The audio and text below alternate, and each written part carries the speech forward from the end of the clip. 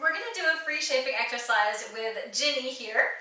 And the first thing that we're going to do is we're going to teach her to jump into a box by using free shaping. What I'll do is I will click and reward for any interactions that she has involving the box, and then I'll start selectively clicking for behaviors that lead to her jumping inside the box. Once we've done that, we'll associate it with more practical behavior like going into a carrier.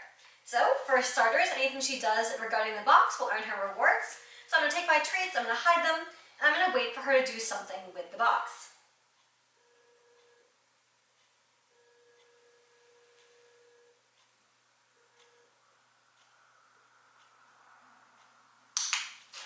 So she looked at it. We all start somewhere, and looking at something is a great way to start building associations with it. So anytime she turns towards the box, I'm going to click and give her that treat.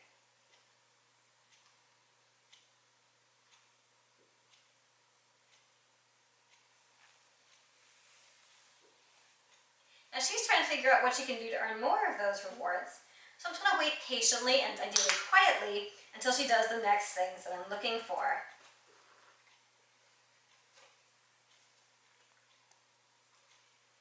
And what you'll see is we'll start seeing more and more frequent interactions with the box. Having her siblings here doesn't help with her focus.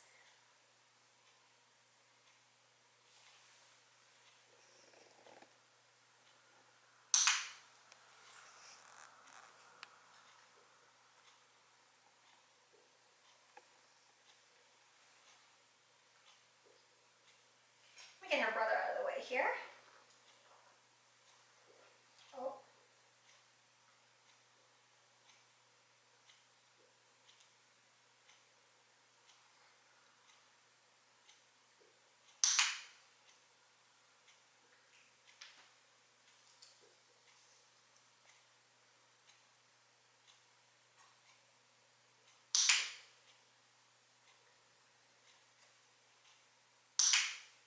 So you can see how she's starting to look at the box more frequently and look in the box. That's what we want to see.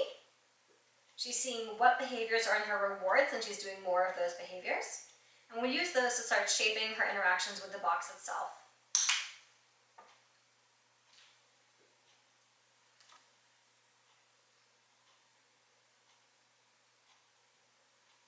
And considering she's distracted by her brothers and seeing the treats in front of them they haven't eaten, she's doing a very good job.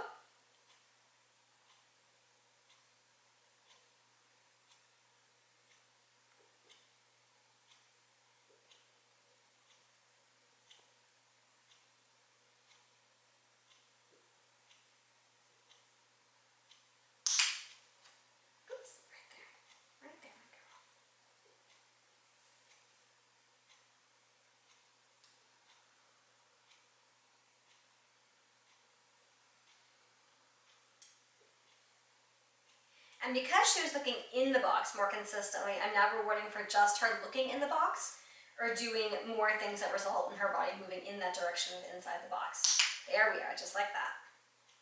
Now I could toss the treats inside the box, but that would be luring her in there, and I don't want to do that yet. I want her focusing on what she is doing. That's resulting in the rewards coming, not what I'm asking her to do. That's where shaping is a little bit different from a lot of traditional training, is it's directed by the animal's choices and their behaviors.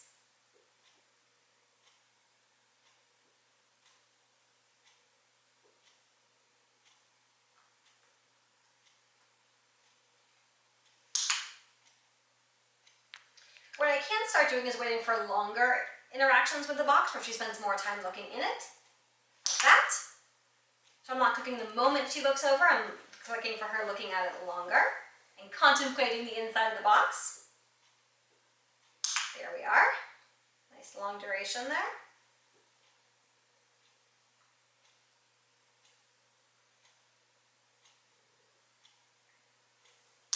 There we are, good girl, and I'm going to jackpot that. I'm going to drop a few treats on the ground in there because that was the behavior that I wanted.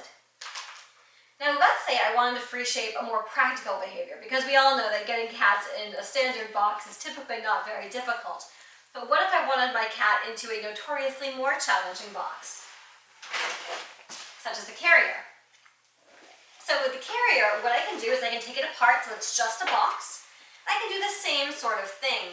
So what I'm going to do is I'm going to encourage Ginny to leave the box by tossing a treat outside of it. Hey, girl. Right here. You didn't see it. Right there. There she is. She's out of that box. So I'll move that to the side. Now let's bring the carrier up front and see what she does with this. I'm actually going to turn it this way so she has access to the front if she wants it. And again, we're looking at the box. It's a great choice. Same game as before. Sorry, Katie. Here, let me right there. So same game as before. Any interactions with the box are good interactions with the box. And we'll see if this goes a bit faster. I'm suspecting it will.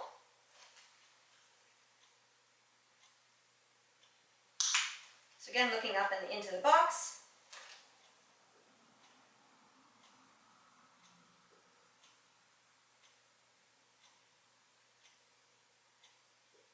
Oh, you're seeing crumbs on the ground. There we go.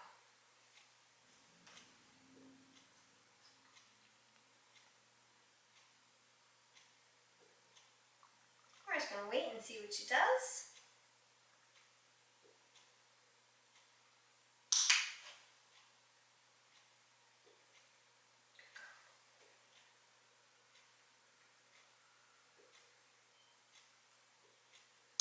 Good, waiting for that look in as opposed to just a look out. We're going to start building for duration like we did before.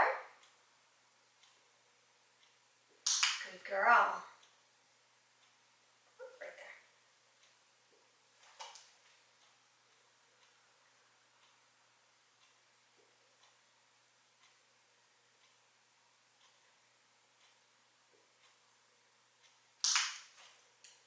I was a little bit late on that. Ideally, I would have clicked before she looked away, but that's okay. We'll still take it.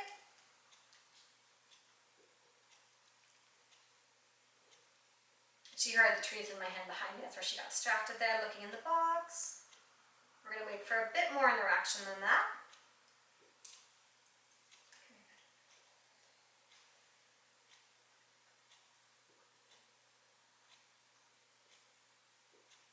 I'll take that. That's still a good choice.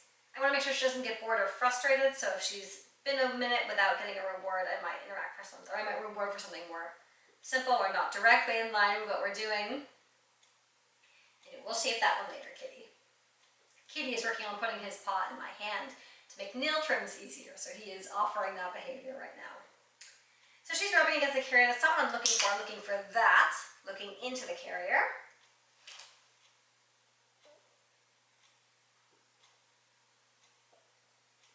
And you'll see these are the same games, and once your cat realizes it's the same game of just jumping into a box or going into a box in some way, it becomes a lot easier.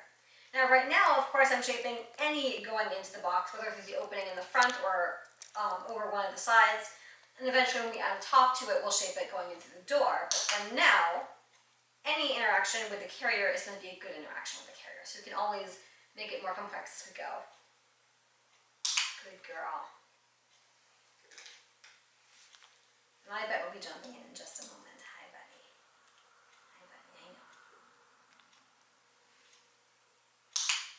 Good girl. And that moved a little bit. I want to make sure that we don't get spooked by that, so I'm going to keep a hand on here.